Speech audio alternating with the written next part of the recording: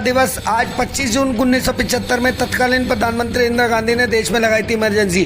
पूर्व विधायक मान सिंह गुर्जर ने कहा कि हार से बौखलाकर लगाई गई थी इमरजेंसी। उन्होंने कहा कि आखिरकार जयप्रकाश के नेतृत्व में 1977 में तत्कालीन प्रधानमंत्री इंदिरा गांधी को आखिरकार झुकना पड़ा। आज ही के दिन इंदिरा गांधी ने इमरजेंसी लगाई थी, क्या कहेंगे सर? बिल्कुल आप सही कह रहे हैं पंकज जी।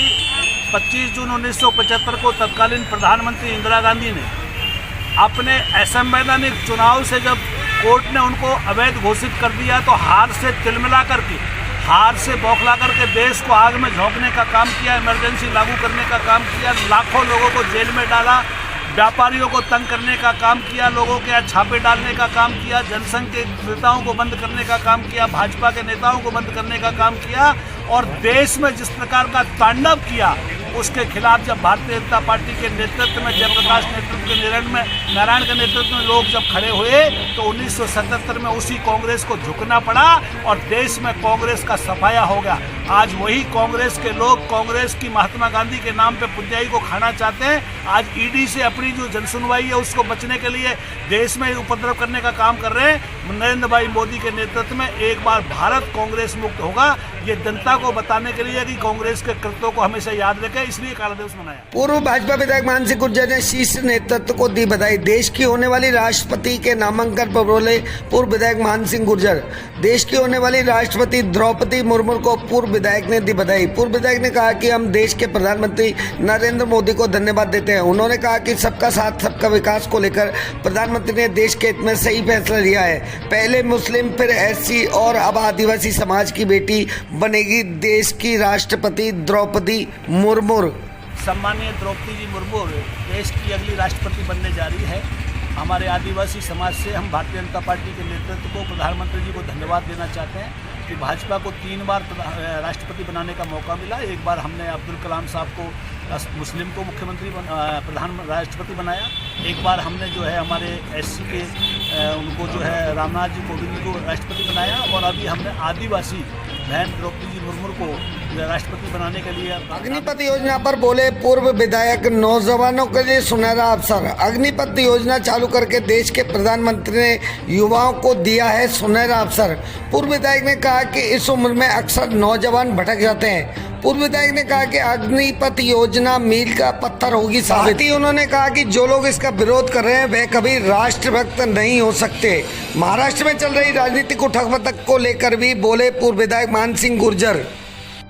सर, प्रधानमंत्री द्वारा देश में अग्निपथ योजना चालू की गई है, उसके बारे में क्या कहेंगे? जहाँ तक अग्निपथ का सवाल है, भारतीय जनता पार्टी राष्ट्रभक्त पार्टी है जो देश को सर्वोपरि मानती है। देश का नौजवान जो 17 साल की और 18 साल की उम्र में जब वो भटकता है, उसके पास में कोई रास्ता नहीं होता, तो जज्बे के साथ में वो अग्निपथ योजना में उसको ज्वाइन कर सकता है। 4 साल में उसको बड़ा पैकेज है, उसके अंदर उसको 25% सेना में और 45% अन्य जगह पर जो उसको रिजर्वेशन है। केवल 30% बचते हैं, वो भी अपने सर्टिफिकेट के आधार पर काम कर सकते हैं। इससे अच्छी दुनिया की कोई योजना नहीं हो सकती। जो लोग इसका विरोध कर रहे हैं वो राष्ट्रभक्त नहीं है, वो नहीं चाहते कि इस देश का नौजवान जो है सही रास्ते पर आए। और आज जिस प्रकार का स्मैक का, जिस प्रकार का नशे का जो काम हो रहा है, उसको बचाने के लिए इससे बढ़िया कोई रास्ता हो नहीं सकता। सर, महाराष्ट्र में जो उठापटक चल रही है उसके लिए वो सब उनके कृत्यों का कमाल है और सब जो उन्होंने धर्म के खिलाफ और हिंदुत्व के खिलाफ जो काम किया है, बाला साहब को जो उन्होंने नीचा दिखाने का काम किया जनता। भारतीय जनता युवा मोर्चा के जिलाध्यक्ष बने नागेश लोडी। भाजपा कार्यकर्ताओं ने जोश के साथ निकाला जुलूस। शहर में कई जगह नवनिर्वाचित भाजपा जिलाध्यक्ष का किया स्वागत। नवनिर्वाचित जिलाध्यक्ष ने कहा कि शीर्ष नेतृत्व के भरोसे पर खड़ा उतरने की कोशिश करूंगा। पार्टी के लिए आप किस तरह से कार्य करेंगे? पहले तो आपका बहुत बहुत धन्यवाद पंकज जी। मैं आपको एक बात बता दूं, भारतीय जनता पार्टी में पद नहीं होता है, दायित्व होता है, जिम्मेदारी होती है। शीर्ष नेतृत्व ने मेरे ऊपर विश्वास जताकर मुझे एक बहुत बड़ा दायित्व दिया है तो माधोपुर जिले के युवाओं की एकता के लिए, संगठन के लिए। संगठन की दृष्टि से जो भी उचित होगा, बुजुर्गों का सम्मान रखते हुए और युवाओं को साथ लेकर स्वामी विवेकानंद के उत्कृष्ट है, जागृत है, सोए हुए कार्यकर्ताओं को उठाकर जगाकर चलाने का कार्य भारतीय जनता युवा मोर्चा करेगा। माननीय प्रधानमंत्री जी द्वारा जो भी जनता के हित में जो योजना चलाई जा रही है वे जन जन तक पहुंचाई जाएंगी। युवा मोर्चा का वैसे भी यही कार्य है और संगठन के द्वारा जो भी कार्य दिया जाएगा उसमें तीव्रता लाने का कार्य जिस प्रकार भारतीय जनता युवा मोर्चा आज से पहले करता है, उसी प्रकार से और उससे भी तेज गति से संगठन के द्वारा ये कार्य किया जाएगा। राज्य सरकार की विफलताओं को भी हमारा संगठन युवा मोर्चा बहुत तरीके से उजागर करेगा। जिस प्रकार होटलों की सरकार है, जिस प्रकार मुख्यमंत्री जी आंदोलनों के बीच में दिल्ली बैठे हुए हैं, जिस प्रकार यहाँ के विधायक चार्टर्ड ट्रेन की तस्वीरें डालते हैं, जबकि यहाँ पर क्षेत्र में पानी की समस्याएं और मूलभूत समस्याएं बनी हुई हैं, उन सबको उजागर करने का कार्य भारतीय जनता युवा मोर्चा करेगा और जरूर करेगा। और आपको मैं विश्वास दिलाता हूँ और जनता को विश्वास दिलाता हूँ कि और मैं संगठन को विश्वास दिलाता हूँ कि भारतीय जनता पार्टी का 2023 में सरकार बनना तय है। सवाई माधोपुर की 4 सीटें भारतीय जनता पार्टी की झोली में जाना तय है।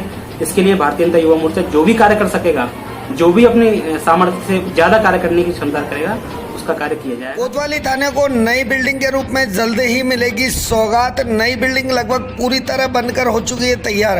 हालांकि कुछ कार्य अभी बाकी है, लेकिन आने वाले 1 या 2 महीने में स्टाफ बैठ पाएगा नई बिल्डिंग में।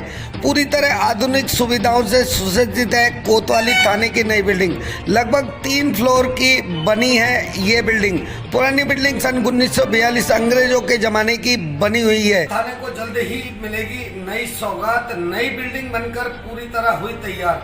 हालांकि कुछ कार्य बाकी है अभी, और आने वाले 1-2 महीने में बिल्डिंग पूरी तरह से कंप्लीट हो जाएगी और समस्त स्टाफ यहाँ आधुनिक सुविधाओं से सुसज्जित इस बिल्डिंग में बैठ पाएगा। पुरानी बिल्डिंग जो है सन 1942 अंग्रेजों के जमाने की बनी हुई है, लेकिन इस नई बिल्डिंग में पूरी तरह सभी कक्ष आधुनिक सुविधाओं से सुसज्जित है और आने वाले 1-2 महीने बाद इस नई बिल्डिंग में समस्त स्टाफ बैठ पाएगा। लगभग 3 मंजिल की बनी है बिल्डिंग, आधुनिक सुविधाओं से पूरी तरह सुसज्जित है। बिल्डिंग पूरी तरह आधुनिक सुविधाओं से सुसज्जित है और गंगापुर सिटी कोतवाली थाने को जल्द ही नई बिल्डिंग के रूप में सौगात मिलने वाली है। यदि कक्षों की बात करें तो हर चीज के लिए अलग अलग कक्ष बनाए हुए हैं। मानी इस बिल्डिंग में स्टाफ को पूरी तरह सभी तरह की सुविधाएं मिल रही है।